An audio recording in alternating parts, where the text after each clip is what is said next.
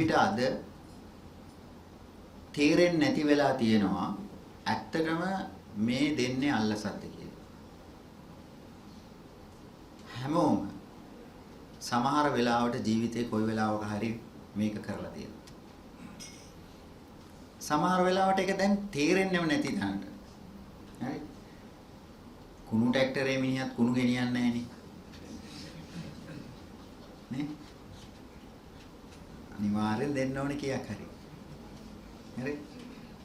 ඊට පස්සේ සමහර ඉස්කෝලවල ටීචර්ස් ඩේ එකට ටීචර් සාරි 40ක් ගෙදර ගෙනියනවා. 40ක් ගෙදර ගෙනියනවා.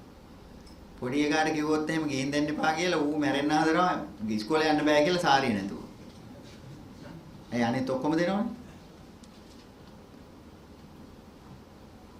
එතනින් පටන් ගත්තාම හැම තැනම තියෙනවා. ඒක දැන් වරදක් ලෙස නොසිතෙන තරමට සාමාන්‍යීකරණය වීම. වරදක් ලෙස නොසිතෙන තරමට සාමාන්‍යීකරණය. එතකොට අපි දැකලා තියෙනවා මම ඔබ දන්න නිසා මේක දැන්ට ප්‍රචාරය වෙලා තියෙන හින්දා මම කියන්නේ. අපි බොහොම ළඟදී මෝටර රථ වාහන දෙපාර්තමේන්තුවේ වැටලීමක් කරා. ඒක ගැන මම ප්‍රසිද්ධියේ කිව්වා මට ඒ පණිවිඩය දෙන්න ඕන වෙච්ච හින්දා. ඒ සල්ලි තියාගෙන ඉන්නේ සිකුරාදට හැමෝටම බෙදන්න. හැමෝටම බෙදන්න. ඒ කියන්නේ මුළු ඒකකයේම මිනිස්සු අතර සල්ලි ටික බෙදනවා.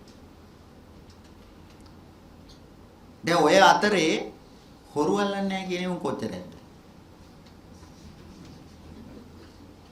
ඈ එළියට ඇවිල්ලා. ඒකයි මං කිව්වේ තමන් කියන හොරා ඇර අනිත් උන් අල්ලුවේ නැහැ කියලා තමයි කෑ ගහන්නේ.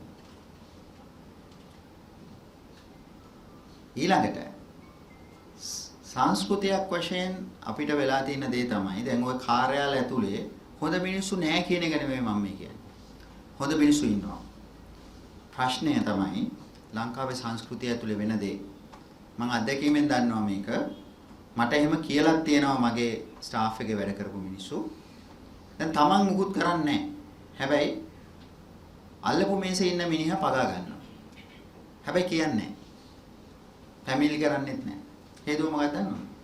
හේතුව තමයි එයාට ෆැමිලි කරලා අපිටම රස්සාව නැති වුණා කියලා. මුළු ඔෆිස් එකේම මිනිස්සු මරන් කන්න හදන්නේ ෆැමිලි කාර්යය. ෆැමිලි කාර්යය එල්ලීමේ සිස්ටම් එකක් තමයි ලංකාවේ තියෙන්නේ. රස්සාව නැති වුණා ළමයින්ට කන්න දෙන්න බැරි වුණා. උඹ ෆැමිලි කරපු හින්දා. මේ ආකල්ප වෙනස් කරන්නේ නැතුව මේක හදන්න බෑ. මේ ආකල්ප වෙනස් කරන්නේ නැතුව මේක හදන්න බෑ. ඒක නිසා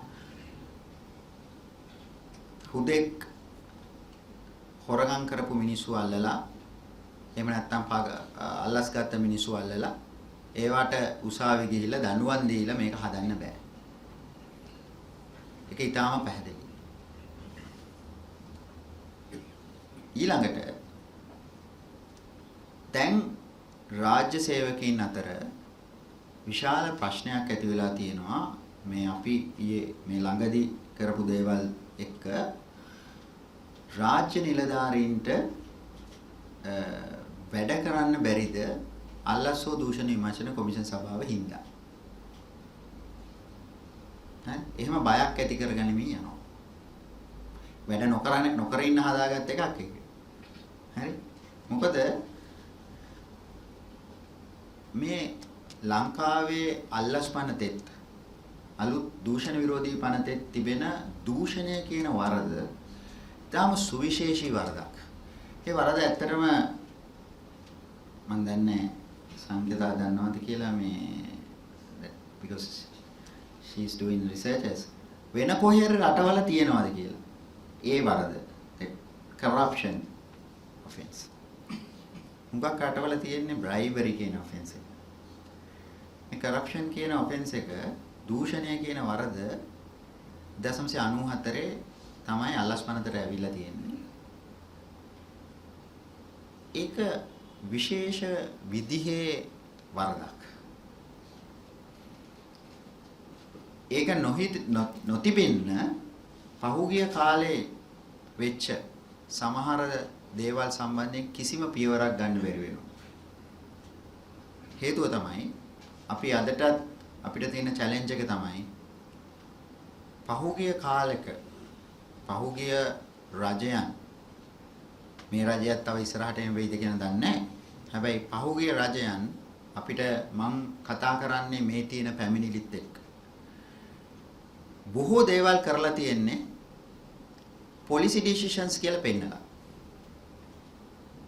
ඒ කියන්නේ අපි රජයේ සේවකයෝ ගොඩක් හිතන් ඉන්නේ කැබිනට් පේපර් එකක් දැම්මාම හරි කියලානේ. කැබිනට් පේපර් එක දැම්මාම නීති අනුකූල වෙනවා.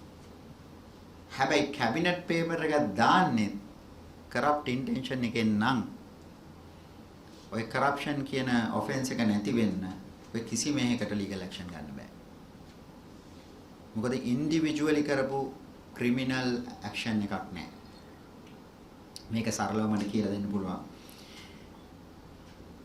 මට රජෙන් දීලා තියෙනවා ෆෝන් එකක් මගේ පාවිච්චියට. මම මගේ කාලේ ඉවර වෙලා යනකොට ඒ ෆෝන් එක ගෙදර අරගෙන ගියොත් තා පැහැදිලි public property misappropriation. පුද්ගලික පොදු දේපල සාපරාධී සාවද්‍ය පරිහරණය. හැබැයි මම යන්න කලින් මගේ තනතුර පාවිච්චි කරලා මම තමයි ප්‍රධාන ගිණුම් නිලධාරියා විදිහට මම සර්කියුලර් එකක් ගහනවා. මේකේ ටර්ම් එක කරවලා යන හැමෝටම Tamanට දුන්නු ෆෝන් එක ගෙදර අරන් යන්න පුළුවන්. හරි? එතකොට කරප්ෂන් කියලා ඔෆෙන්ස් එකක් තිබුණ නැත්නම් සර්කියුලර් එකටනේ අරන් යන්නේ. හරි? අන්න ඒක තමයි කරප්ෂන්. ඒක නිසා මේක ඇතුලේ අපි අද ඔබ දකින්න බොහෝ දේවල් අපි ගන්නේ කරප්ෂන් වලට. ඒ කරප්ෂන් කියන ඔෆෙන්ස් එක ඇතුලේ කොයිතරම් රජයට පාඩු වෙච්ච ඒවා, කොයිතරම් වෙන අයට වාසිදායක වෙච්ච සහ ඒ වගන්තිය ඇතුලේ තියෙනවා චේතනාව සහ දැනීම කියන වචන දෙකම මානසිකාංගයේ විදිහට ගත්තා. සමහර ගණන් ඒ වෙලා තියෙන අලාභය සහ සමහර අයට වෙලා තියෙන ප්‍රතිලාභය සමහර ගණන් මට අර මේ සම්මත ක්‍රමයට කියවන්න බෑ. ඒ කියන්නේ කෝටි 12යි 13යි හරි ලක්ෂ මෙච්චරයි කියලා මම ඒව කියවන්නේ 150යි 300යි 200යි වගේ ඉලක්කම් වලින්. එච්චර මුකු ගණන්. එතකොට අපි රුපියල් 1000 2000 අල්ලස් ගන්න මිනිස්සු අල්ලලා නඩු දාලා පෙන්නනවා අපි මොනවා හරි කරනවා කියලා. හැබැයි අර මහා පරිමාණයේ දේවල් වලට අත තියන්නේ නැතුව. ඇත්ත වශයෙන්ම ඒවා තමයි හොරකම් විදියට දකින්නේ. මොකද මම විනිශ්චයකාරවරයෙක් වශයෙන් දඬුවම් නියම කිරීම පිළිබඳව ඉතාම සැලකිල්ලෙන් දඬුවම් නියම කිරීම කරපු කෙනෙක්. මම දඬුවම් නියම කිරීමේ පරමාර්ථයන් එක්ක දඬුවම් නියම කරපු කෙනෙක්. මම හිතන්නේ විනිශ්චයකාරවරයෙකුගේ ප්‍රධානම වැඩේ තමයි හරි පුද්ගලයාට හරි දඬුවම තෝරා ගැනීම. අපි ක්‍රිමිනල් ජස්ටිස් ඉගෙනගෙන තියෙනවා. ඒකෙදි ඊටාම පැහැදිලි කාරණේ තමයි දඬුවම නියම වෙන්නේ ක්‍රයිම් කෝසේෂන් එක. ඇයි අපරාධයක් හෝ වරදක් කෙනෙක් සිද්ධ කරන්නේ කියන්නේ. එහෙම නැතුව සමහර වෙලාවට අපි දන්නවා අද වෙනකොට ගොඩක් අධිකරණ ස්වයංක්‍රීය විදිහට ඔටෝමැටික් විදිහට දඬුවම් නියම කිරීම කරගෙන යනවා. සමහර උසාවි කූඩුවට නගිනකොට දඩේ කියලා ඉවරයි.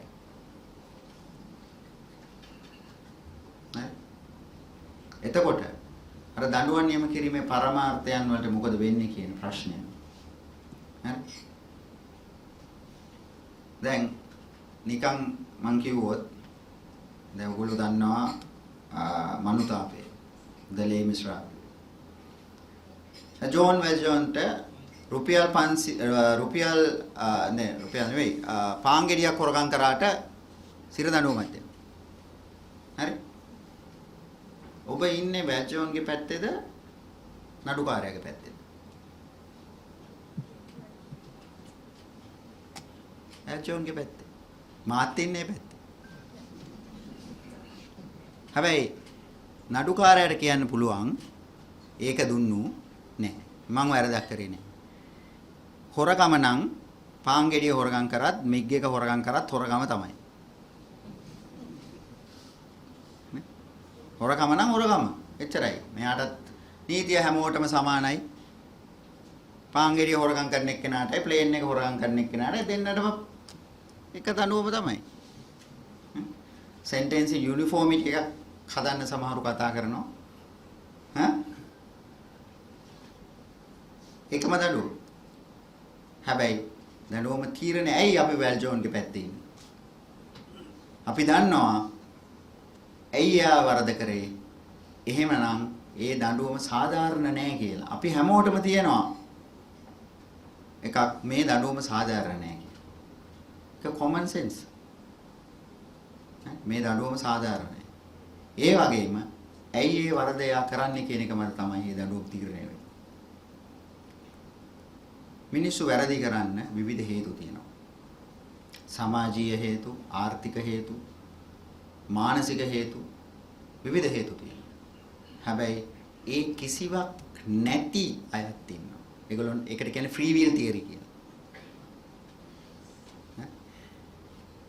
තාම ඔය කියන ප්‍රශ්න කවුරුත් කිසිම දෙයක් නැති මිනිස්සුත් වැරදි කරනවා. අන්න ඒගොල්ලෝ තමයි ඔය white collar crimes කරන්නේ. ඕන තරම් සල්ලි තියෙනවා. කිසිම ප්‍රශ්නයක් නැහැ ජීවිතේ. හැබැයි තමාගේ ධනය වැඩි කර ගැනීම සඳහා හෝ තමාගේ ජීවිතය මොකද්ද කියලා කියන්න බෑ. ඒකින්ද තමයි මම හිතන්නේ ෆ්‍රී විල් කියන්නේ. ෆ්‍රී විල් තියෙන. එතකොට ඒ අයට තෝරන දඬුවම සහ අර අනිත් අයට තෝරන දඬුවම එක විදිය වෙන්න බෑ. ඒ නිසා දැන් අපි ඉන්නේ වැඩි හරියක් ඔය කරප්ෂන් කියන එක ඇතුලේ ගත්තාම මේ සුදු කරපටි අපරාධකාරයන් එක්ක